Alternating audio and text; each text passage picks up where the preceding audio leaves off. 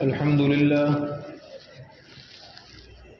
لله وكفى وسلام على عباده الذين اصطفى أما بعد قال الله تبارك وتعالى في القرآن المجيد والفرقان الحميد أعوذ بالله من الشيطان الرجيم بسم الله الرحمن الرحيم فأما من طغى وآثر الحياة الدنيا فإن الجحيم هي المأوى وأما من خاف مقام ربه ونهى النفس عن الهوى فإن الجنة هي المأوى صدق الله العظيم۔ محترم بزرگوں اور دوستوں،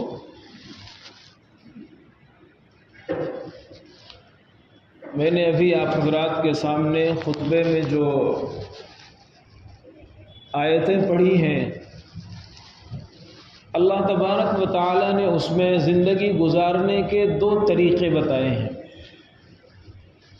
اور ان دونوں طریقوں کا انجام بھی بتا دیا ہے۔ ایک ہے نفس پرستی کا طریقہ، اپنی خواہشات کے مطابق زندگی گزارنے کا طریقہ، دنیا کو ترجیح دینے کا طریقہ، جیسی فضا چل رہی ہے، جیسا ماحول چل رہا ہے، جیسے لوگ چل رہے ہیں، جس انداز سے زندگی گزار رہے ہیں، چاہے وہ شریعت کے خلاف ہو، اللہ کی مرضی کے خلاف ہو، پیغمبر کی تصریحات کے خلاف ہو، ایک طریقہ تو یہ ہے۔ اللہ تبارک و تعالی ارشاد فرماتے ہیں فَأَمَّا مَنْ طَغَى وَآثَرَ الْحَيَاةَ الدُّنْيَا، جو سرکشی اختیار کرتا ہے، اللہ کی نافرمانی کے ساتھ زندگی گزارتا ہے، یعنی دنیا کی زندگی کو ترجیح دے کر کے زندگی گزارتا ہے، کیا شریعت ہے، کیا قرآن ہے، کیا تعلیمات ہیں، کیا پیغمبر کا اسوہ ہے، کیا صحابہ کا طریقہ ہے، کیا بزرگوں کا وطیرہ ہے، اسے کچھ پڑی نہیں ہے۔ فَإِنَّ الْجَحِيمَ هِيَ الْمَأْوَى، اس زندگی گزارنے کا انجام جہنم ہے۔ وَأَمَّا مَنْ خَافَ مَقَامَ رَبِّهِ، لیکن ایک بندہ وہ ہے جس کے سامنے ہر دم یہ حقیقت کھڑی رہتی ہے کہ میرا رب مجھے دیکھتا ہے، میں کبھی تنہا نہیں ہوتا، بیڈ روم کے دروازے میں بند کر سکتا ہوں، لائٹ بند کر سکتا ہوں، کیمرے اگر چالو ہیں میں وہ آف کر سکتا ہوں، لیکن اس کے باوجود میرا رب مجھے دیکھتا ہے، میرا اللہ مجھے دیکھتا ہے، اور مجھے اپنے رب کے سامنے اپنے بیتے ہوئے ایک ایک لمحے کا حساب بھی دینا ہے۔ لا تزول قدم ابن آدم حتی یسأل عن 5، پیغمبر کی صحیح حدیث موجود ہے، اللہ کے پیغمبر صلی اللہ علیہ وسلم نے ارشاد فرمایا کل قیامت کے دن کسی بھی شخص کے قدم رب کی عدالت سے اس وقت تک نہیں ہٹ سکتے جب تک کہ وہ 5 چیزوں کا حساب نہ دے دے، اس میں پوری زندگی کا حساب ہے۔ تو ایک طریقہ یہ ہے کہ وہ اپنے رب کو اپنے رب کی مان کر اور اپنے رب کے مطابق زندگی گزار کر کے اس دنیا سے جاتا ہے۔ اللہ فرماتے ہیں اس کا جو ٹھکانہ ہوگا وہ جنت ہوگا۔ پھر قرآن پاک کی دوسری آیات میں اللہ تبارک و تعالی نے انسانوں سے شکوہ کیا ہے بل تؤثرون الحیات الدنیا والآخرۃ خیر وابقی، تمہیں کیا ہو گیا ہے کہ تم دنیا کی لائف اسٹائل کو زیادہ ترجیح دیتے ہو، آخرت باقی رہنے والی، آخرت کی نعمتیں باقی رہنے والی، ما لا عین رأت ولا اذن سمعت وما خطر على قلب بشر، تمہارے رب نے تمہارے لیے کیا تیار کر رکھا ہے ذرا تم نے سوچا کبھی؟ تمہارے اللہ نے تمہارے لیے کیسا انعام تیار کر رکھا ہے، کیسا ٹھکانہ بنا رکھا ہے، کیسا احترام اور راحت کا گھر بنا رکھا ہے، کسی آنکھ نے نہیں دیکھا، کسی کان نے نہیں سنا، وما خطر على قلب بشر، کسی انسان کے دل و دماغ میں اس کا تصور بھی نہیں آ سکتا کہ وہاں کی نعمتیں کیسی ہوں گی۔ وہ چھوڑ کر بل تؤثرون الحیات الدنیا، اس دنیا کی زندگی کو ترجیح دے رہے ہیں، اور اس دنیا کی زندگی کے ترجیح دینے کی ایک شکل یہ ہے کہ ہم جو چاہے کریں گے، بس جیسا ماحول چل رہا ہے، جیسا لوگ کر رہے ہیں، بس ہمیں ویسے ہی کرنا ہے۔ پچھلے ہفتے ایک ایسی خبر آئی جس نے ہر مسلمان کے دل کو چھلنی کر دیا ہے، اور یہ بہت پہلے سے ہو رہا ہے۔ گاہے سے کبھی کبھی ایسی خبریں سوشل میڈیا پر آتی رہتی ہیں اور ایسی باتیں مسلمانوں کو جھنجھوڑتی رہتی ہیں، ورنہ یہ واقعات کس طرح کے واقعات؟ لڑکیوں کے مرتد ہونے کے واقعات، بچیوں کے ارتداد کے واقعات، بہنوں کے عزت و آبرو نیلام کرنے کے واقعات آئے دن پیش آتے رہتے ہیں۔ ہاں یہ ہوتا ہے، کبھی یہاں پیش آیا، کبھی یہاں پیش آیا۔ امت مسلمہ کی بے حسی یہ ہے، ابھی پچھلے دنوں کی بات ہے، یہ مظفر نگر یوپی کا ایک علاقہ ہے، ضلع ہے، وہاں کی خبر ہے، یہ تحقیقی خبر ہے۔ ہر مسلمان کے قلب کو چھلنی کر دینے والی خبر ہے۔ تعلیم کے نام پر، تہذیب کے نام پر، ترقی کے نام پر، بل تؤثرون الحیات الدنیا، دنیاوی زندگی اور دنیاوی لائف سٹائل کے نام پر اپنی بچیاں، اپنی بیٹیاں، اپنی بہنیں جس انداز سے زندگی گزار رہی ہیں، وہ ایک مسلمان کے ماتھے پر بدنما داغ ہے۔ تعلیم، کون منع کرتا ہے عورتوں کو تعلیم نہ دی جائے؟ کون منع کرتا ہے بچیوں کو تعلیم نہ دی جائے؟ لیکن جس تعلیم سے عزت و عفت محفوظ نہ ہو، جس طریقے تعلیم سے عقیدے محفوظ نہ ہو، جس طریقے تعلیم سے ایمان سلامت نہ رہے، ایسی تعلیم کو کچڑے کی کنڈی میں ڈال دینا چاہیے۔ اللہ سے کرے دور تو تعلیم بھی فتنہ۔ علامہ اقبال رحمہ اللہ بہت پہلے کہے گئے، اللہ سے کرے دور تو تعلیم بھی فتنہ، املاک بھی، اولاد بھی، جاگیر بھی فتنہ، نہ حق کے لیے اٹھے تو شمشیر بھی فتنہ، شمشیر ہی کیا نعرے تکبیر بھی فتنہ۔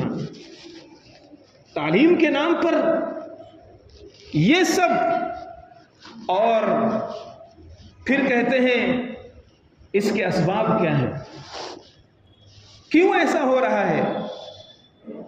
مسلمان کالج، عظمت ڈگری کالج کے نام سے وہ ادارہ، مسلمان کالج میں پڑھنے والی مسلمان بچیاں 50 جوڑے پکڑے گئے، ان میں سے 45 بچیاں مسلمان تھیں، 49 نان مسلم لڑکے 50 پکڑے گئے، 50 لڑکیاں پکڑی گئیں۔ ان 50 لڑکوں میں ایک لڑکا صرف مسلمان ہے، 49 لڑکے نان مسلم ہیں، اور بچیوں میں 45 بچیاں مسلمان کی ہیں۔ ڈوب بننے کا مقام ہے مسلمانوں۔ یہ وہی چیز ہے جب شریعت پامال ہوگی، جب ہم اپنی لائف سٹائل کو چمکانے کے لیے، 2 کوڑیوں کے لیے اپنی بچیوں کی تربیت سے بے خبر ہو جائیں گے۔ صرف کام، صرف دھندا، صرف کام۔ میری بچی کہاں ٹیوشن پڑھ رہی ہے، کس کے بازو میں بیٹھ رہی ہے، کہاں جا رہی ہے، کون سے کالج میں پڑھ رہی ہے، ہمیں کیا خبر ہے؟ ہم نے تو اس کو اچھی تعلیم دینا ہے، ماڈرن ایجوکیشن۔ ہم تو اسے یہ دلائیں گے، اور اسے دلا کر کے اعلیٰ ڈگری دے کر کے اعلیٰ ملازمت دلائیں گے، اور اس کی لائف سٹائل تھوڑا سا بہتر ہو جائے گی۔ مفتی صاحب آپ نہیں سمجھتے، آج کل ضرورت ہے، حالات ہیں، پیسے کی کتنی اہمیت ہے۔ بزرگوں اور دوستوں، اللہ کے پیغمبر صلی اللہ علیہ وسلم نے بہت پہلے ارشاد فرما دیا تھا، بخاری شریف کی صحیح حدیث ہے، اللہ کے نبی صلی اللہ علیہ وسلم نے ارشاد فرمایا تھا، دور آئے گا، زمانہ آئے گا، ایک زمانہ آئے گا، یصبح الرجل مؤمنا ویمسی کافرا، صبح کو آدمی مسلمان ہوگا، شام ہوتے ہوتے کافر ہو جائے گا۔ ویمسی الرجل مؤمنا ویصبح کافرا، شام کو مسلمان ہوگا، صبح ہوتے ہوتے کافر ہو جائے گا۔ صحیح حدیث ہے، ترمذی شریف جلد ثانی کے اندر ایک حدیث موجود ہے، اللہ کے پیغمبر صلی اللہ علیہ وسلم نے ارشاد فرمایا، یاتی علی الناس زمان الصابر فیہا کالقابض علی الجمر، لوگوں پر ایک دور ایسا آئے گا، ایک زمانہ ایسا آئے گا کہ دین پر جمنے والا، دین کی بات کرنے والا، دین کو اپنی زندگی پر اتارنے والا، دین اپنے بچوں کو سمجھانے اور سکھانے والا، اپنے اپنے گھر کا ماحول دینی بنانے والا ایسے ہوگا جیسے آگ کا انگارہ اپنے ہاتھ میں لے کر چل رہا ہے. اتنا مشکل ہوگا اس کے لیے ان حالات میں اپنے اور اپنی نسلوں کے دین اور ایمان کو بچانا. کیوں ایسا ہو رہا ہے؟ بہت زمانے پہلے سے ہمارے بزرگ اور ہمارے اکابرین منع کرتے چلے آئے ہیں، اے مسلمانوں مخلوط نظام تعلیم سے اپنے بچوں کو بچاؤ. جوان بچی ہے، اس کے بازو میں جوان لڑکا بیٹھ رہا ہے،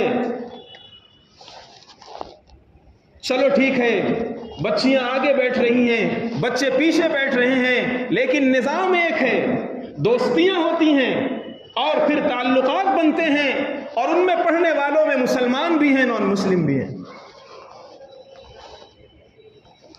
حضرت مولانا صاحب احسن الفتاوی حضرت مولانا رشید احمد صاحب لدھیانوی رحمۃ اللہ علیہ آج سے بہت پہلے لکھ چکے ہیں. ایک جگہ لکھتے ہیں، مسلمانوں کالج سے اپنی بچیوں کو ایسے بچاؤ جیسے شرک سے بچاتے ہو. وہ اس زمانے میں لکھ رہے ہیں. یہ علماء آپ کو تعلیم سے نہیں روکتے، یہ علماء آپ کو یہ نہیں کہتے کہ آپ اپنے بچوں کو پڑھاؤ مت، آپ اپنے بچوں کو لکھاؤ مت، آپ اپنی بچیوں کو تعلیم مت دو. نہیں، یہ منع کرتے ہیں مخلوط نظام تعلیم سے، ایسے اسکول سے، ایسے کالجوں سے، ایسے ٹیوشن سے جہاں لڑکے اور لڑکیاں مل کر کے بیٹھ کر کے پڑھتے ہوں. اور پھر غیروں نے بہت ہی عیاری کے ساتھ، بہت ہی چال بازی کے ساتھ، بہت ہی ہوشیاری کے ساتھ، بہت ہی پلاننگ کے ساتھ منصوبہ بند طریقے پر ہماری بچیوں کو اپنے جھانسے میں پھنسانے کا پورا نظام بنا رکھا ہے، اور ہمیں خبر بھی نہیں ہے. رپورٹس ہیں، اخبارات کے تراشے ہیں، خبریں ہیں، ان کے بیانات ہیں، اخبارات میں چھپی ہوئی پوری تحریریں ہیں، وہ سب سامنے ہیں. آج سے نہیں، آج سے یہ بات نہیں ہے، انگریزوں کے دور سے یہ پلاننگ کی گئی تھی کہ مسلمانوں کو مرتد بناؤ. 1926 کے اندر، کتنی پرانی بات ہے، 1926 کے اندر ایک اخبار چھپتا ہے جس کا نام ہمدم ہے، مئی کا رسالہ ہے، اس کے اندر کی یہ خبر چھپی ہوئی ہے. باقاعدہ انہوں نے رپورٹ شائع کی ہے، اور اس رپورٹ میں یہ لکھتے ہیں کہ صرف بنگال کے اندر ہم 50,000 بچوں اور بچیوں کے مرتد بنا چکے ہیں. بہت سی باتیں ممبر پر کہنے کی نہیں ہوتی، ورنہ میں آپ کو ایک ایک حوالے دے کر کے بتاتا کہ کہاں کس اخبار نے کیا چھاپا ہے. صرف آپ کو جگا رہا ہوں، بتا رہا ہوں مسلمانوں اپنی نسلوں کو تو بچاؤ. دنیا میں کیا ہو رہا ہے چھوڑ دو اسے. بل تؤثرون الحیات الدنیا. اگر ہماری بچی جاہل رہے گی ٹھیک ہے، اگر ہماری بچی جاہل رہے گی، اور میں مان لیتا ہوں کوئی اس سے رشتہ نہیں کرے گا، میں تھوڑی دیر کے لیے مان لیتا ہوں، آپ اللہ کو کہہ سکتے ہیں اے اللہ باہر فتنہ تھا، اگر میں اپنی بچی کو تعلیم دیتا تو وہ تعلیم اس کے عزت و عفت کو لوٹ لیتی، وہ تعلیم اس کے ایمان و عقائد پر ڈاکہ ڈال دیتی. میں نے اس لیے تعلیم نہیں دی اور اس لیے اس کا رشتہ نہیں ہوا. اے اللہ جو میرے بس میں تھا وہ میں نے کیا. جو ہماری ذمہ داری ہے، قوا انفسکم واہلیکم، قرآن کہتا ہے اے ایمان والو اپنے آپ کو اور اپنے گھر والوں کو جہنم کی آگ سے بچاؤ، جہنم کی آگ سے بچاؤ. آج کل پورا سسٹم چل رہا ہے ایمان چھیننے کا، پورا سسٹم. اس موبائل میں ایسے ایسے سیریل، ایسے ویڈیوز، ایسے کارٹون اور ایسی چیزیں شیئر کی جا رہی ہیں جس پہ باقاعدہ یہ دکھایا جاتا ہے کہ ایک مسلمان ہے، ایکٹر خان، مسلمان ایکٹر ہے، ماتھے پہ تلک لگا رہا ہے، مورتیوں کے سامنے سجدہ کر رہا ہے، مندروں کی گردش کر رہا ہے. اس کے ذہن پر ایک سائلنٹ میسج جاتا ہے کہ یار مسلمان بھی یہ کر سکتا ہے، اتنا زیادہ ایشو نہیں ہے. اس کے ذہن و دماغ پر، ایک معصوم ذہن دماغ پر یہ میسج جاتا ہے کہ یار کوئی یہ اتنا بڑا مسئلہ نہیں ہے. سیریلوں میں دکھایا جاتا ہے محبت کا کوئی مذہب نہیں ہوتا، ایسے جملے بولے جاتے ہیں محبت کا کوئی مذہب نہیں ہوتا، سب کا ڈی این اے ایک ہے، سب کے آنکھ سے نکلنے والا آنسو ایک ہوتا ہے، محبت کا کوئی دھرم نہیں ہوتا. آپ سمجھتے ہیں یہ ہلکے جملے ہیں، یا ان جملوں کے کوئی معنی نہیں ہے. کلمۃ حق نرید بہل باطل، ان جملوں کے پیچھے ایک پلاننگ چھپی ہوئی ہے، ان جملوں کے پیچھے ایک اسکیم چھپی ہوئی ہے. محبت کا کوئی مذہب نہیں ہوتا. مسلمان ہے تو وہ غیر سے شادی کر سکتا ہے، غیر مسلمان سے شادی کر سکتے ہے. اللہ کا قرآن دوسرے پارے میں کچھ بھی کہتا رہے، اللہ کا قرآن کچھ بھی فرماتا رہے، ایسے جملے بول کر کے معصوم ذہنوں پر ایک بیج بوئی جاتی ہے، اور جو دیوار کھڑی ہوتی ہے مذہب کی، اس دیوار کو پاش پاش کرنے کی کوشش کی جاتی ہے. یاد رکھیے، ہر برائی سے روکنے کے لیے خدا نے ہمیں خوبصورت مذہب دیا ہے. یہ مذہب ہے جو ہمارے پیروں پر بیڑیاں ڈالتا ہے. شراب مت پیو، جوا مت کھیلو، دھوکہ مت دو، فراڈ مت کرو، چغلی مت کرو، غیبت مت کرو، زنا مت کرو، حرام مت کھاؤ. یہ مذہب کی دیوار ہے جو ہمیں سیف رکھتی ہے. ایک جملہ بولا گیا، محبت دھرم نہیں دیکھتی، محبت مذہب نہیں دیکھتی. کیا مطلب؟ اس محبت کے پیچھے اس جملے کو بول کر اس دھرم کی اور مذہب کی دیوار کو ختم کر دیا جاتا ہے یا ختم کرنے کی کوشش کی جاتی ہے. اللہ کے پیغمبر کی صحیح حدیث ہے بخاری شریف کی، کل مولود یولد علی الفطرہ فابواہ یہودانہ او ینصرانہ او یمجسانہ. ہر بچہ جب آنکھ کھولتا ہے، ہر بچہ جب آنکھ کھولتا ہے اس دنیا میں، اس کے سینے میں فطرت اسلام روشن ہوتی ہے، مذہب اسلام پر پیدا ہوتا ہے، فطرت اسلام پر پیدا ہوتا ہے. لیکن ماحول اس کی اس فطرت کا جنازہ گلا گھوڑ دیتا ہے، جنازہ نکال دیتا ہے. فابواہ یہودانہ، اس کے گھر کا جو ماحول اسے ملتا ہے وہ اسے یہودی بھی بنا دیتا ہے، ینصرانی کرسچن بھی بنا دیتا ہے، یمجسانی آتش پرست، آگ پرست، مورتی پرست، مذہب بیزار بنا دیتا ہے. جب بچہ پیدا ہونے والا اپنی فطرت اسلام پر پیدا ہوتا ہے، لیکن یہ ماحول اس کی اس فطرت کو بھی چھین لیتا ہے، یہ ماحول اس کی اس فطرت کا بھی گلا گھوڑ دیتا ہے، تو ہم کیا سمجھتے ہیں ماحول کا اثر نہیں ہوتا؟ یہ مت سمجھیے بزرگوں اور دوستوں. میں جانتا ہوں ہر لڑکی عزت والی پیدا ہوتی ہے، حیا والی پیدا ہوتی ہے، شرم و حیا لے کر کے پیدا ہوتی ہے، لیکن یہ ماحول اس کی عزت و عفت اور شرم و حیا کو ختم کر دیتا ہے. یہ نیم برہنہ لباس پہنا کر کے، یہ شارٹ کپڑے پہنا کر کے، یہ اسکولوں میں جو بھیجا جا رہا ہے، بچی بڑی ہو گئی ہے، سیان ہو گئی ہے، 12-13 سال کی بچی ہو گئی ہے، اس کا لباس بھی غیر اسلامی، اس کے تن بدن سے کپڑے شارٹ کرتے ہیں یہ ماں باپ. جو وہ حیا لے کر کے پیدا ہوتی ہے، جو فطرت لے کر کے پیدا ہوتی ہے، اس فطرت کو دبانے میں ماں باپ کا کردار ہوتا ہے.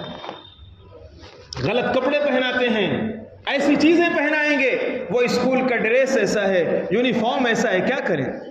یہ کوئی مجبوری نہیں ہے، یہ عذر لنگ ہے، خدا کے سامنے نہیں چل سکتا. تعلیم فرض نہیں ہے، عزت بچانا فرض ہے، ایمان بچانا فرض ہے. مت پڑھاؤ ایسی تعلیم سے جہاں عزتیں نیلام ہوتی ہوں، جہاں ایمان پر ڈاکے پڑتے ہوں، مت پڑھاؤ. مخلوط نظام تعلیم نے کباڑا کر دیا ہے. پھر ہم یہ مخلوط نظام تعلیم دے کر کے ڈگری دلاتے ہیں، پڑھاتے ہیں، پڑھانے کے بعد جہاں وہ جاب کرتی ہے، جہاں وہ کام کرتی ہے، وہاں بھی اس کے ملنے والے، اٹھنے والے، بیٹھنے والے مخلوط نظام تعلیم ہے. وہاں بھی مخلوط کام کا میدان ہے، وہاں بھی مردوں سے سابقہ ہے، اس میں مسلم بھی ہیں، غیر مسلم بھی ہیں. ان کا جو فرینڈ سرکل ہے، مسلم بھی ہیں، غیر مسلم بھی ہیں. حضرت مفتی تقی عثمانی صاحب دامت برکاتہم نے بڑا عجیب جملہ لکھا ہے. فرماتے ہیں مسلمانوں کو کیا ہو گیا ہے، ان کے دماغ پر غیروں کا جادو کیسا چل گیا ہے. اگر ایک عورت پردے میں رہ کر کے اپنے شوہر کی خدمت کرے، اپنے ماں باپ کی خدمت کرے، ان کو کھانا سرو کرے، ان کے کپڑے دھلے، ان کے لیے کھانا بنائے، تو یہ عورت دقیانوسیت کا شکار ہوتی ہے. اولڈ مزاج، پرانا مزاج اور دقیانوسیت کا شکار ہے. اور وہی عورت، وہی لڑکی پڑھ لکھ کر کے ایئر ہوسٹس بن جائے، نیم برہنہ لباس پہن کر ہزاروں مردوں کی ہوس کی نگاہوں کا نشانہ بن کر کے ان کی خدمت کرے، ان کے لیے کھانا سرو کرے، تو یہ ترقی سمجھی جاتی ہے. اگر ایک عورت اپنے باپ کے پیر دبائے، اپنے باپ کے زخم پر مرہم لگائے، تو اسے کہتے ہیں یار یہ بیکار چیز ہے، یہ عجیب چیز ہے. اور وہی لڑکی پڑھ کر کے اگر نرس بنتی ہے، وہاں مریضوں کی خدمت کرتی ہے، ان کے مرہم لگاتی ہے، ان کے انجیکشن لگاتی ہے، ان کو دوا کھلاتی ہے، یہ ترقی اور تہذیب ہے. ہم کہاں جا رہے ہیں؟ کیا ہمارے اوپر کوئی ذمہ داری نہیں ہے؟ صرف اولاد کو کپڑے پہنا دینا، صرف ان کے بدن پر ان کے پیٹ میں لقمہ ڈال دینا، یہ انسان کی ذمہ داری تنہا یہی ذمہ داری نہیں ہے. یہ تو پرندہ بھی کرتا ہے بھائی. ایک پرندہ اپنے چونچ میں بہت دور سے دانہ لے کر کے آتا ہے اور اپنے بچوں کے منہ میں ڈالتا ہے. ان کو اڑنا سکھاتا ہے، ان کو جینا سکھاتا ہے، ان کو ہوا اور ہواؤں سے لڑنا سکھاتا ہے. پھر انہیں پرواز کرنا جب سکھا دیتا ہے، پھر انہیں آوارہ ہواؤں کے جھونکوں میں چھوڑ دیتا ہے کہ جاؤ اب تمہاری دنیا ہے. یہ تو جانور بھی کر رہا ہے، یہ تو پرندے بھی کر رہے ہیں. اصل ہماری ذمہ داری وہ ہے جو قرآن نے بتایا ہے، قوا انفسکم واہلیکم نارا. اگر تم اپنے بچوں کو جہنم کی آگ سے بچا لے گئے تو تم نے اپنی ذمہ داری پوری کی، ورنہ اپنی ذمہ داری پوری نہیں کی. کل قیامت میں انما اموالکم واولادکم فتنہ، کل قیامت میں مال بھی فتنہ ہوگا، اولاد بھی فتنہ ہوگی. اولاد کھڑی ہو جائے گی اور اولاد کہے گی اے خدا، میں تو کم عمر تھا یا کم عمر تھی، مجھے اتنا زندگی کا تجربہ نہیں تھا. میرا باپ میری ماں یہ تو حالات دیکھے ہوئے تھے، ان کے بال سفید ہو گئے تھے، یہ نرم و گرم چشیدہ تھے، جہاں دیدہ تھے، حالات دیکھنے والے تھے. اگر میں غلط رخ پر جا رہا تھا، جا رہی تھی، انہوں نے میرا ہاتھ کیوں نہیں پکڑا؟ انہوں نے مجھے منع کیوں نہیں کیا؟ انہوں نے مجھے اچھا ماحول کیوں نہیں دیا؟ انہوں نے مجھے اخلاق کیوں نہیں سکھائے؟ انہوں نے مجھے عقائد کیوں نہیں بتائے؟ کیا کبھی ہم اپنے گھروں میں عقیدہ سکھانے کے لیے، اعمال سکھانے کے لیے تعلیم کرتے ہیں؟ کبھی نہیں. ان کے کیا عقیدے ہو رہے ہیں، بچے کیسے کیسے جملے بول رہے ہیں. غیر مسلم کالجوں میں جا کر کے وہ پوجا پاٹ دیکھ رہے ہیں، ان کا کلچر دیکھ رہے ہیں، ان کی تہذیب دیکھ رہے ہیں، دیوالی ہولی منا رہے ہیں، کرسمس بسنت منا رہے ہیں. سارے طور طریقے جب ہم ان کے اپنائیں گے تو پھر سینوں میں ایمان کہاں رہ جائے گا؟ سینوں میں ایمان کیسے باقی رہ جائے گا؟ ہر گناہ کفر کا ایک دروازہ ہوتا ہے، ہر گناہ کفر کا ایک دروازہ ہوتا ہے. جب بندہ کوئی گناہ کرتا ہے گویا وہ کفر کی طرف اپنا قدم بڑھا رہا ہے.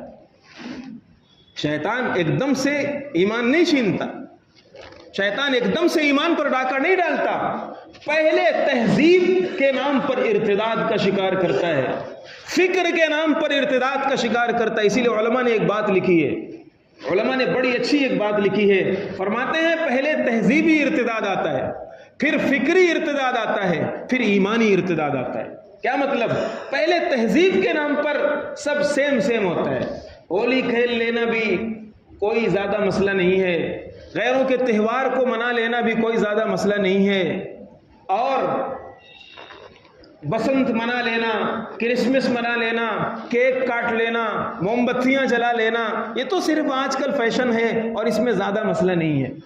پہلے ایسی چیزوں کی سنگینی ختم ہوتی ہے، غیروں کے طور طریقوں کی برائی ختم ہوتی ہے، اور پھر برائی ختم ہو کر کے یہ چیز ذہن میں بیٹھ جاتی ہے کہ یار یہ کوئی بہت بڑا ایشو نہیں ہے. پھر جب برائی ختم ہو جاتی ہے تو پھر آدمی ایک قدم اور بڑھاتا ہے کہ یار ان کے طور طریقے میں چلے جانا، اسی چیز کو اپنا لینا یا غیر مسلم مذہب اختیار کر لینا، یہ بھی کوئی بہت بڑا مسئلہ نہیں ہے. آج ہمارے گھروں میں ہماری بچیاں جو ارتداد کا شکار ہو رہی ہیں، اس کے پیچھے بہت بڑا ریزن یہی ہے کہ ہم نے ان کے عقیدے اور ایمان کی فکر نہیں کی. ہم نے انہیں نہیں بتایا کہ کون سی چیز کتنی بری ہے، کون سا عقیدہ، کون سی تہذیب ہمارے ایمان کو کتنا زیادہ خراب کر دے گی. اللہ کے نبی صلی اللہ علیہ وسلم کے پاس ابو داؤد شریف کی حدیث ہے، ایک صحابی آئے، یا رسول اللہ میں نے زمانے جاہلیت میں منت مانی تھی، ایک بوانا ایک جگہ ہے، میں وہاں چاہتا ہوں قربانی کروں. آپ صلی اللہ علیہ وسلم نے فرمایا کہ کیا وہاں غیروں کا کوئی میلہ لگتا ہے؟ غیروں کا کوئی مذہبی میلہ تو نہیں لگتا؟ انہوں نے فرمایا نہیں لگتا. کیا وہاں کوئی بت تو نہیں رکھا ہے جس کے نام پر ذبح ہوگا یا جس کی تعظیم میں ذبح ہوگا؟ انہوں نے فرمایا نہیں یا رسول اللہ ایسا بھی نہیں. آپ نے فرمایا اب قربانی کرو. اب اپنی منت پوری کرو، اب اپنا جو تم نے نظر مانی تھی اس نظر کی تکمیل کر لو۔ یہ اللہ کے نبی صلی اللہ علیہ وسلم تربیت فرما رہے ہیں صحابہ کرام کی۔ اور ہمارا مزاج یہ ہے کہ کوئی بھی میلہ ہو، چاہے وہ مذہبی میلہ ہو، چاہے وہ قومی میلہ ہو، معاشرتی میلہ ہو، ہمیں اس میں پہلے جانا ہے، اپنے بچوں کو بھی لے جانا ہے گھمانے کے نام پر۔ علماء نے لکھا ہے، مفتیوں سے میں بھی مفتی ہوں، مسئلہ آپ کو بتا رہا ہوں، حرام ہے مذہبی میلہ غیروں کا ہو اس میں جانا ہی حرام ہے۔ من کثر سواد قوم فهو منهم، جو کسی قوم کا جتھا بڑھاتا ہے قیامت میں خدا اسی کے ساتھ اٹھائے گا۔ ہم نے سب چیز کو ہلکا سمجھ لیا ہے۔ جو کسی قوم اور مذہب کا سپورٹ کرتا ہے، اس کا جتھا بڑھاتا ہے، اس کی تعداد بڑھاتا ہے، خدا کل قیامت میں انہی لوگوں میں اس کو شمار کرے گا۔ تو جب ہم اپنے بچوں کے دل و دماغ میں یہ بٹھائیں گے کہ یار یہ بھی کوئی بہت بڑا مسئلہ نہیں ہے، یہ کر لینا بھی آسان ہے، یہاں چلے جانا بھی آسان ہے، یہاں گھوم لینا بھی اچھا ہے، کوئی برا نہیں ہے، تو جو کفر و ارتداد اور غلط عقیدوں کی برائی ان کے دل و دماغ میں تھی وہ کم ہو جاتی ہے۔ اور کم ہوتے ہوتے ہوتے ہوتے جب بہت کم ہو جاتی ہے تو پھر ان کے قدم اڑ جاتے ہیں، پھر ان کے قدم بڑھ جاتے ہیں۔ اور دوسری بہت بڑی برائی اور بہت بڑا سبب اس ارتداد کا موبائل ہے، جو ہم نے اپنے بچوں کو تھما دیا ہے۔ اسمارٹ فون، جرمن کے اندر اسکول میں امتحان تھا، یہ خبر اخبار کے اندر چھپی، تو بچوں کو امتحان کے پرچے میں ایک مضمون لکھ کر لانے کے لیے دیا گیا کہ تم کوئی مضمون لکھ کر لاؤ، اور جو تمہیں سب سے زیادہ پسند ہو کہ تم کیا بننا چاہتے ہو وہ لکھ کر کے لاؤ۔ تو ایک بچہ معلوم ہے کیا لکھتا ہے؟ ایک بچے نے اپنے جوابی پیپر میں لکھا، کاش میں اسمارٹ فون ہوتا، کاش میں اسمارٹ فون ہوتا۔ کیوں؟ اس لیے کہ میری اماں اور میرے ابو جتنا زیادہ اسمارٹ فون سے پیار کرتے ہیں اتنا مجھ سے نہیں کرتے، جتنا وقت وہ اسے دیتے ہیں اتنا مجھے نہیں دیتے، جتنا خیال اس کا رکھتے ہیں اتنا میرا نہیں رکھتے، کاش میں اسمارٹ فون ہوتا۔ حقیقت یہ ہے، وہ تو چلو جرمن کی بات ہے، ہم اپنے یہاں کی بات کرتے ہیں۔ حقیقت یہ ہے کہ ماں باپ نے اپنے بچوں کو جو وقت دینا چاہیے وہ وقت نہیں دے پا رہے۔ ان کے ساتھ کھیلنا، ان کی خوشیوں کا خیال رکھنا، ان کو سوچنا کہ یہ جملے کون سے بول رہے ہیں، ان کے ذہن میں کیا کیا چیزیں پل رہی ہیں، کیا کیا چیزیں بڑھ رہی ہیں، ماں باپ کی یہ ذمہ داری ہوتی ہے ان کی تربیت کرنے کی۔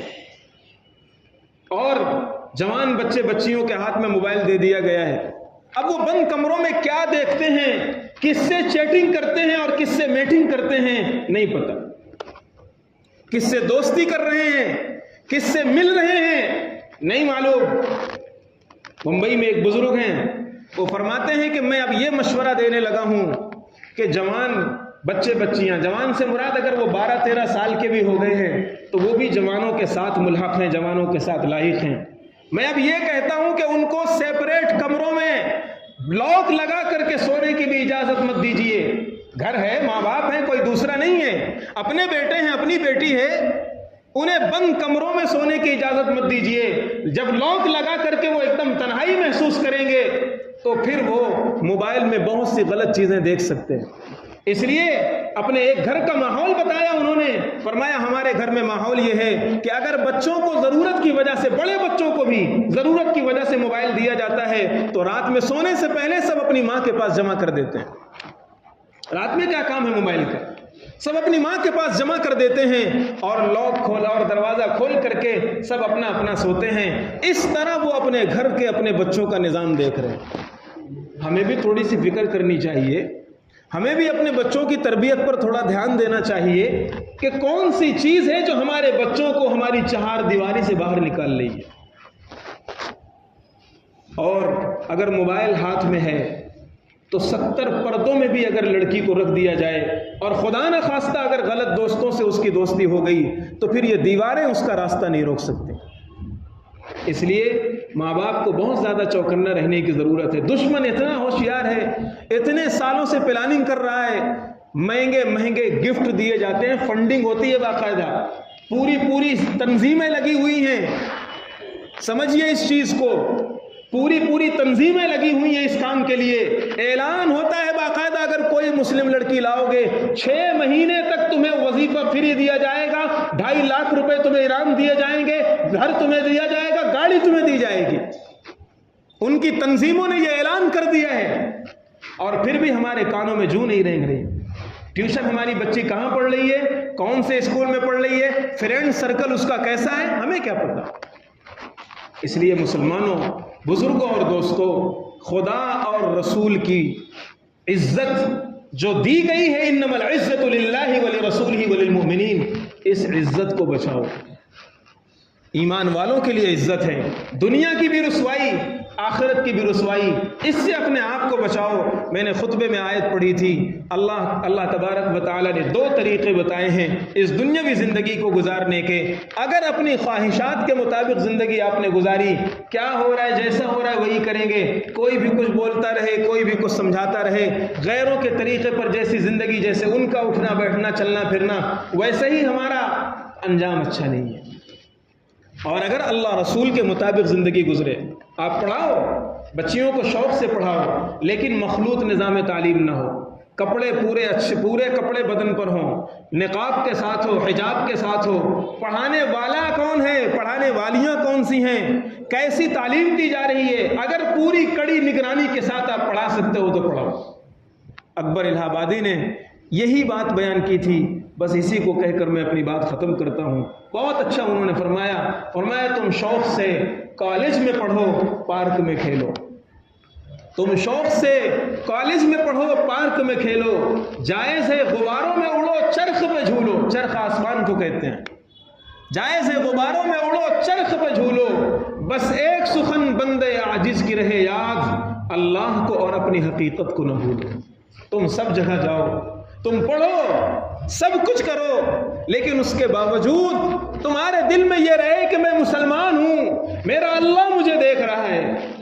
ایک نوجوان کی بات بتاتا ہوں جو یہ سمجھتا ہے کہ میں مسلمان ہوں. ترکی کے اندر اس کی جاب لگی, اور بڑی امریکن کمپنی تھی, اور بہت اعلیٰ پوسٹ پر تھا. اس کے انڈر کام کرنے والیاں کئی ملکوں کی تھیں. وہ اپنے حضرت سے اپنی بات بتا رہا ہے. میں جانتا ہوں, حضرت نے بتایا, میں بھی اس مجلس میں شامل تھا, شریک تھا. فرمایا اس نوجوان کے لیے دعا کرو. وہ نوجوان یہ کہتا ہے, حضرت میرے سامنے زنا کے دروازے کھلے ہوئے ہیں, میرے انڈر کام کرنے والی انگریز اور بڑی عجیب و غریب ہر قسم کے ہر ملک کی لڑکیاں ہیں, ان کی طرف سے زنا کی ڈیمانڈ ہوتی ہے, میرے گریڈ بڑھا دو, میرا پوسٹ بڑھا دو, میں کیا کروں. آج تک میں نے اپنی نظر کی بھی حفاظت کی ہوئی ہے. میرے لیے ممبر سے بول دینا آسان ہے, آپ کے لیے سن لینا آسان ہے. مسلمان بن کر اگر تم جاب کر سکو کرو, مسلمان بن کر امریکن کمپنی میں اس گریڈ پر پہنچو تو پہنچو, مسلمان بن کر اپنی بچیوں کو پڑھاؤ تو پڑھاؤ, کون منع کرتا ہے. لیکن ہاں یہی بس ایک سخن بندے عاجز کی رہے یاد, اللہ کو اور اپنی حقیقت کو نہ بھولو. تمہارا رب تمہیں ہر جگہ دیکھتا ہے, تم مسلمان ہو. اللہ تعالیٰ عمل کی توفیق عطا فرمائے.